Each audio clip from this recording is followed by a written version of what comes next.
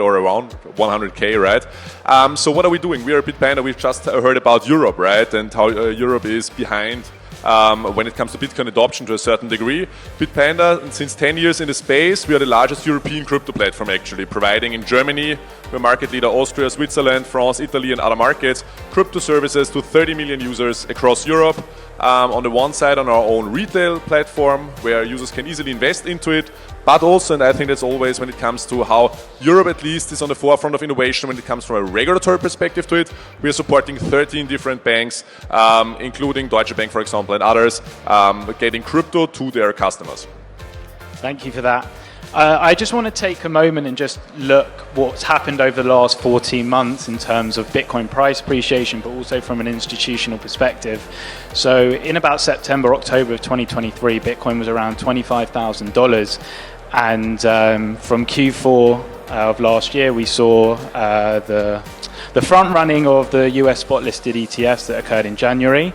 And the futures market, specifically the CME, the Chicago Mercantile Exchange, became the largest futures exchange, overtaking Binance. They have around 35% of the market share.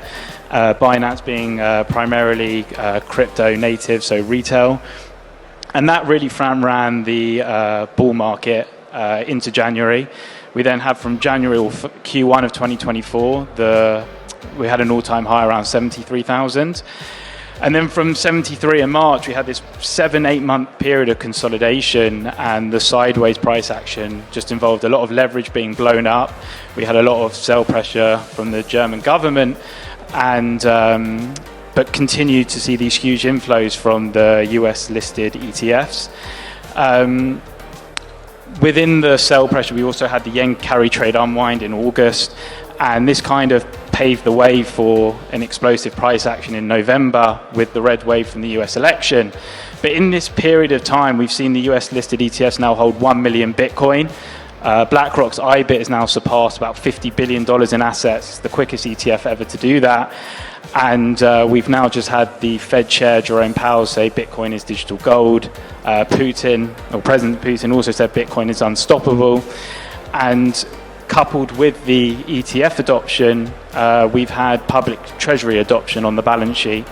This is MicroStrategy taking over 400,000 Bitcoin. They've just announced the largest ATM offering in capital markets history.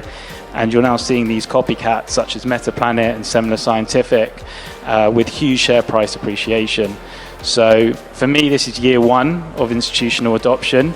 And I think, Lucas, you can agree that with the ETFs and then with this corporate adoption of Bitcoin, this is just the start, essentially. 100%. I think when we speak about institutional adoption, right, it has a broad variety of different ways. On the one side, the ETF in the US, as you just said, right, opened that up quite strongly. But what we also see is that regulatory clarity, and this is what we have here now in the UAE, this is what in Europe is going to kicking in from next year onward, right? Enabling suddenly also companies, large corporates, to think about how they can add Bitcoin to their balance sheet. And I think that's a very, very interesting thing. So we've just gone through 2024. Could you just tell us crypto's journey prior?